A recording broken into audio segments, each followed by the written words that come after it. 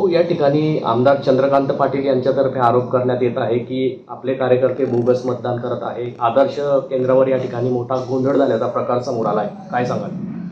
शहरामध्ये बोगस मतदानाचा प्रकार उघडकीस आला आता, आणि आमदारांनी त्याच्यावर प्रतिक्रिया केलेली आहे. खरं म्हणजे हे जे 2 बोगस मतदार पकडण्यात आलेले आहे, कट्टर शिवसैनिक आहे. सागर रवींद्र बढे यांचे वडील जे आहे रवींद्र बढे, ते सालबर्डी जे आमच्या जवळचं गाव आहे त्याचे शाखा प्रमुख आहे आत्ता या क्षणाला.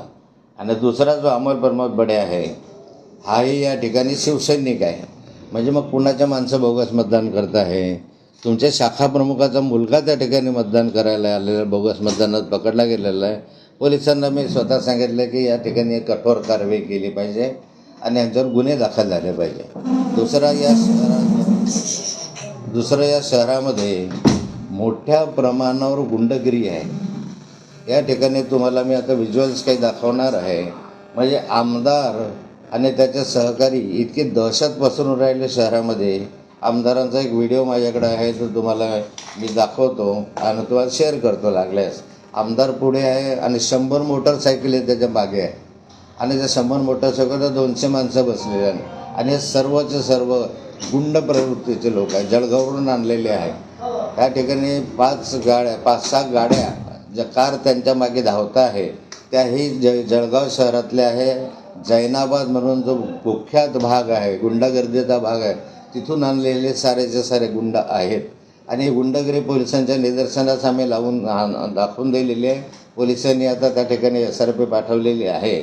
आणि या ठिकाणी गुंडागर्दी करून, दहशतवाद करून आमदारच या ठिकाणी हे कृत्य करत आहे आणि उलट चोराच्या उलट्या बोंबा याप्रमाणे आरोप करत आहे. मी तर पुराव्यानिशी तुम्हाला हे सगळेचे सगळे व्हिज्युअल्स तुम्हाला दाखवतो. या ठिकाणी दाखवतो म्हणजे आमदार पुढे आणि 100 मोटरसायकली मागे. कुठला नियम आहे हा? आणि दहशतवाद चाललेला आहे सगळ्याचा सगळा. ही गुंडगर्दी का चाललेली आहे? याच्यासाठी आपल्या पोरीसाठी हे बघा हे चाललेलं आहे. आता याच्या पुढे गाडी गेलेली आहे आमदारांची आणि या मोटरसायकली त्याच्या मागे आहे. 100 मोटरसायकली आहे.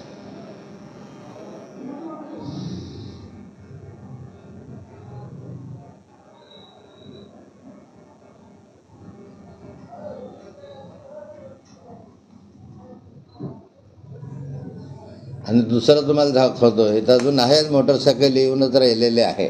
100च्या वर मोटरसायकल, 200 माणसं, गुंड आहेत सगळेचे सगळे. हे हिस्ट्री सीटर गुंड आहे, तडीपार गुंड आहे या ठिकाणी. आणि दुसरा एक व्हिज्युअल याच्यामध्ये दाखवतो तुम्हाला की त्या ठिकाणी आमदारांची गाडी समोर आहे, गाडी समोर आहे आणि त्याच्या गाडीमागे जे आहे ह्या अशा जैनाबादच्या गाड्या. यांचे नंबर पाहिले तर जैनाबाद म्हणजे त्या गुंडांचे नंबर आहे. मला माहिती आहे, मी सगळ्यांना जवळपास ओळखतो की जैनाबाद वगैरे सगळे गुंड माझ्या ओळखीचे आहे. हे गुंड आता या ठिकाणी आले आहे आणि मला भीती आहे की आता हे बूथ कॅप्चरिंग करू शकतील. आणि बूथ कॅप्चरिंगच्या ह्याच्यापैकी त्यांनी या ठिकाणी हे सगळं केलेलं आहे. पोलिसांकडे या संदर्भात तक्रार केलेली आहे. पोलिसांनी या ठिकाणी 100 गाड्या त्याच्या मागे याची माहिती आहे. आणि या ठिकाणी आमदाराच्या मागे 5 गाड्या ज्या जैनाबादच्या गुंडांच्या आहेत, त्या शस्त्र आहेत आणि शस्त्रास्त्रासहित ते फिरत आहे. या छोट्याशा गावामध्ये असे प्रकार आम्ही कधी पाहिले नाही, पण हा जे अनुभवत आहे. आणि त्यामुळे विविध कॅप्चरची भीती आहे. निवडणूक आयोगाने आम्ही या संदर्भातली सूचना केलेली आहे. पोलिसांनी या संदर्भामध्ये तक्रार केलेली आहे. आत्ताच आहे. हे सगळे व्हिडिओ जे आहेत ते 1 तासाच्या आतले आहे आत्ताचे. आणि हे 3 आणि 4 वार्डामधला हा व्हिडिओ आहे. 100 लोकांचा गोंधळ जातानाचा. आणि हा जो मोटरचा व्हिडिओ आहे 9 आणि 7 आपल्या 16 आणि 17 या वार्डामधले हे व्हिडिओ आहेत.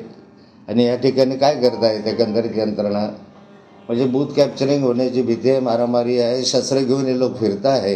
इतकी गुंडगिरी या शहरामध्ये चालू आहे.